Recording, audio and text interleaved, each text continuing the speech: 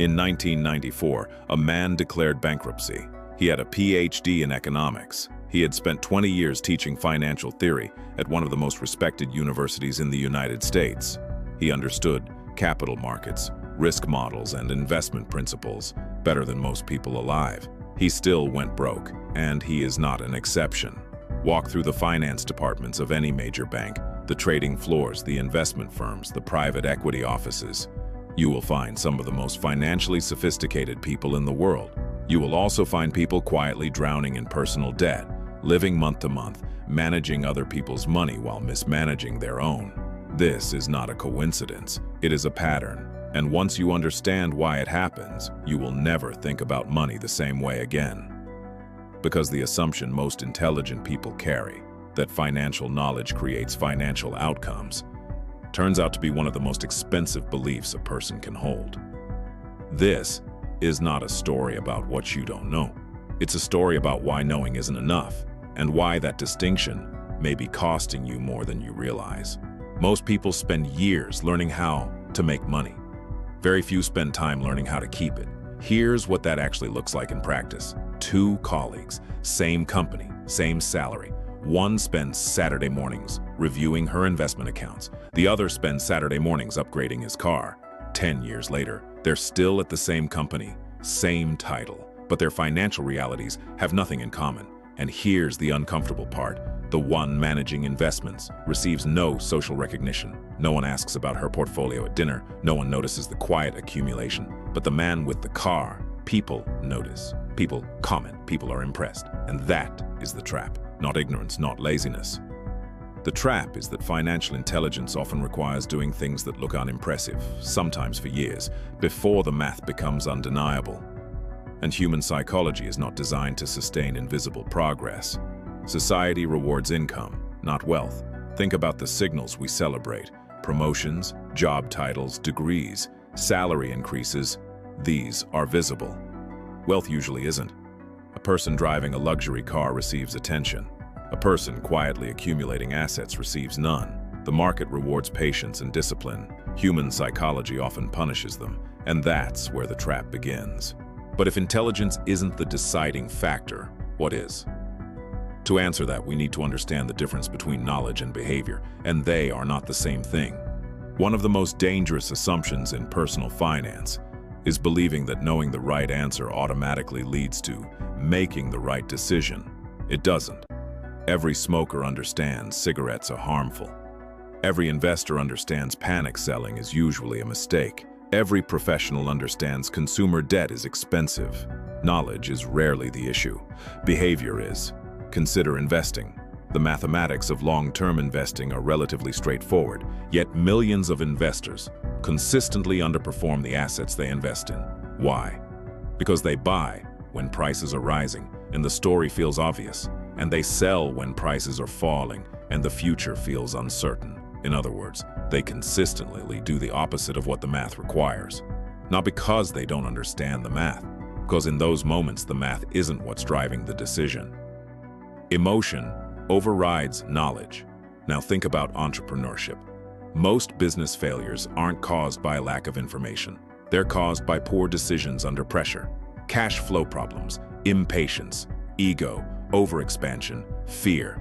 The same pattern repeats everywhere. People don't fail because they don't know enough. They fail because they can't consistently execute what they know. That's a completely different skill. And understanding this distinction changes how you think about wealth. Because wealth is less about being right once and more about behaving correctly thousands of times. Unfortunately, humans aren't naturally designed for rational financial decisions. In fact, many of our instincts were developed for a completely different world. A world where survival mattered more than compounding. March 2020, global markets collapse. In the space of 30 days, trillions of dollars in paper wealth disappear. Panic spreads. Every financial media outlet publishes the same message. This time is different, and millions of investors, educated, experienced, rational people, make a decision. They sell.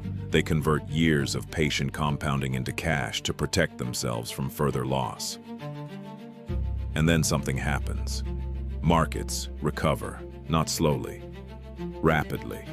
Within 12 months, major indices returned to previous highs.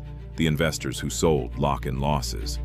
The investors who did nothing or bought more recover completely and often exceed their previous positions. Two groups, same information, same expertise, opposite outcomes. The difference was not intelligence. The difference was what happened inside the body when the headline said crisis. Heart rate increases, cortisol spikes, the brain's threat response activates. And in that moment, holding an investment, doing nothing, feels psychologically indistinguishable from standing in front of a vehicle at speed.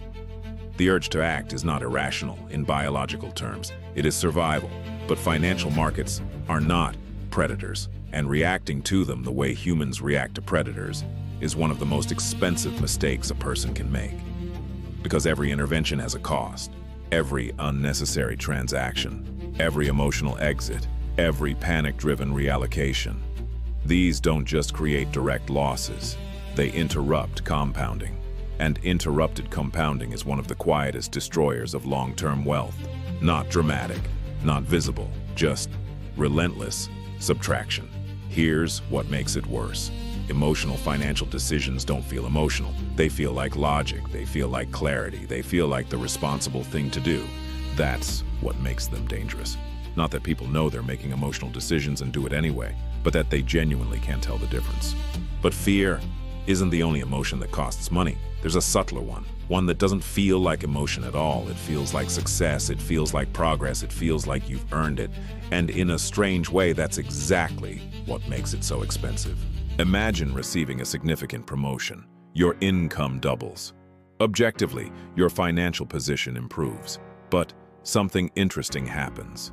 Your expectations change. The apartment becomes too small. The car feels outdated. The holiday destination no longer feels impressive. This phenomenon is called lifestyle inflation, and it quietly destroys wealth. Not because people become irresponsible, because they adapt. Humans quickly normalize improvements. What once felt luxurious becomes ordinary. Then the cycle starts again. A bigger house, a newer car, a more expensive lifestyle. Meanwhile, assets receive whatever money remains, if anything remains. This creates a strange paradox. Some people earning 60,000 euros become wealthy. Others earning 300,000 euros remain financially fragile. The difference isn't income, it's behavior. One buys freedom, the other buys appearances. And appearances are endlessly expensive. If lifestyle inflation is one side of the equation, compounding is the other. And compounding is often misunderstood. Not because it's complicated, because it's boring. There is a concept in mathematics that most people intellectually understand and almost no one emotionally understands: compounding. The idea that small inputs, applied consistently over time, produce outputs that look disproportionate, even impossible from the outside. Here's what that actually means. A person investing 500 euros per month from age 25 at a modest average return retires with more money than a person who invests 2,000 euros per month starting at 40. Same total capital contribution.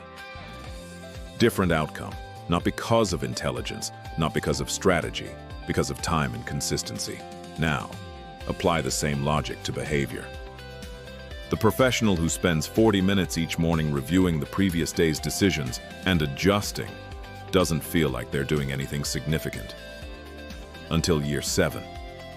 The entrepreneur who ships something imperfect every week, instead of perfecting something indefinitely, doesn't look disciplined in the short term. Until year 4.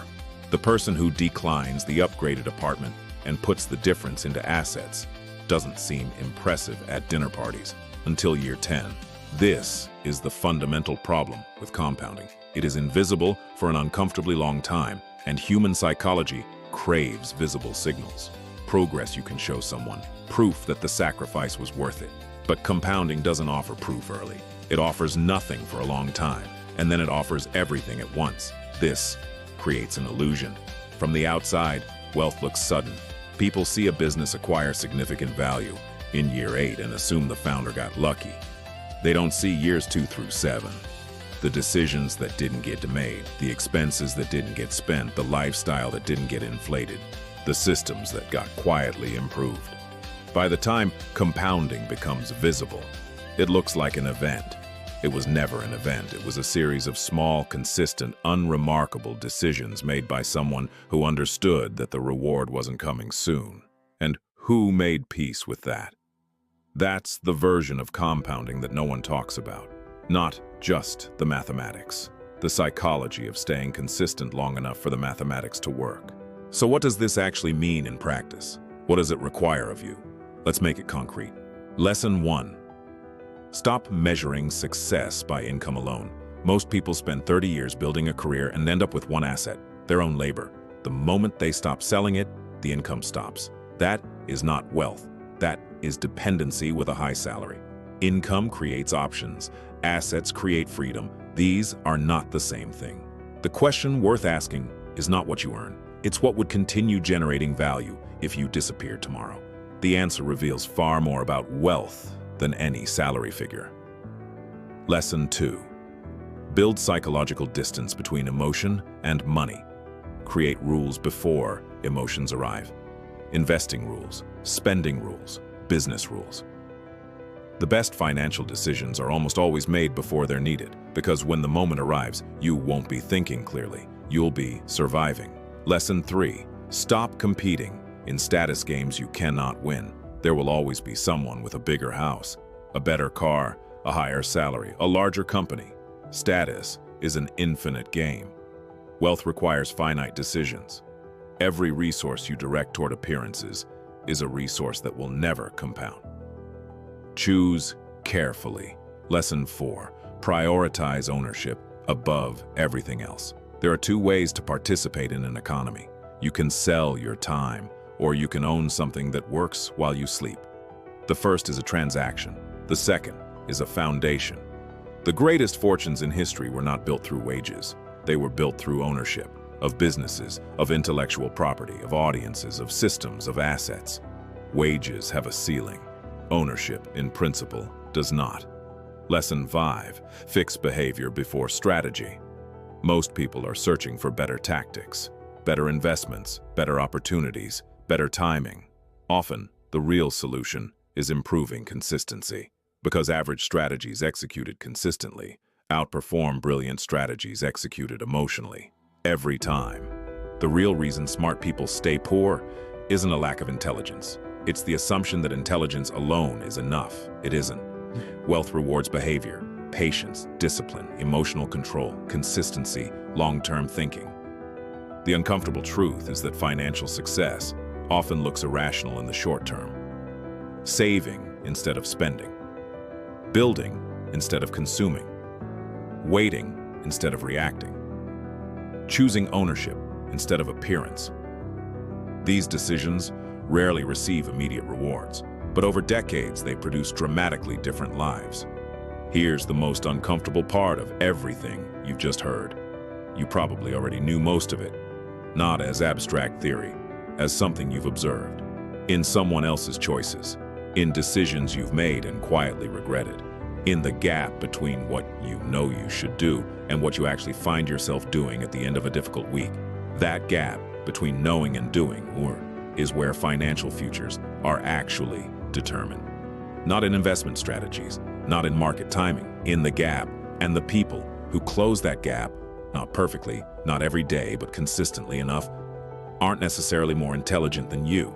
They're not more educated. They don't have access to information you don't have. They've simply made a different decision about which version of themselves they're willing to fight to become. That decision is available to everyone, including you.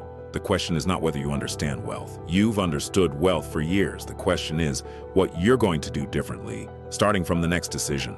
Not the next financial crisis, not the next salary increase, the next decision, because that's where it always starts, and it's also where it always ends.